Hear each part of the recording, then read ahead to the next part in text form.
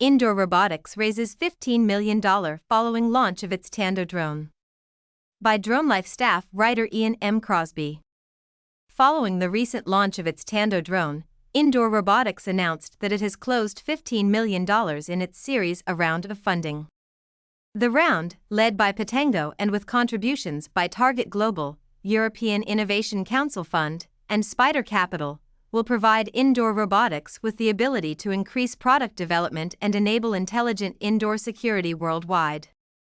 Indoor Robotics Tando relies on multiple sensors and proprietary algorithms in order to accurately map and navigate within an indoor space, allowing it to autonomously navigate above or around any items that might obstruct the path of a ground-based robot.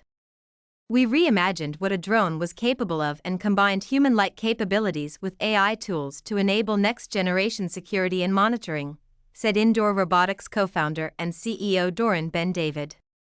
Tando has already been deployed by the world's leading enterprises and security monitoring companies and is making a tangible impact on safety and security.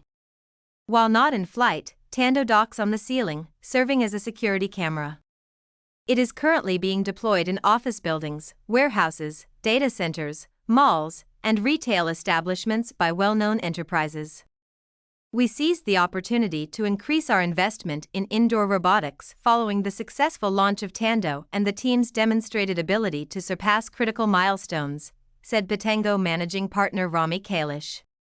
Indoor robotics' proven capabilities have generated exciting demand from the market, which the investors are excited to facilitate. Tando also provides significant safety and operational improvements with its ability to collect thermal imaging data and environmental data, record temperatures of rooms, find leaks and identify areas in buildings that require maintenance. Read more commercial drone news at DroneLife.com.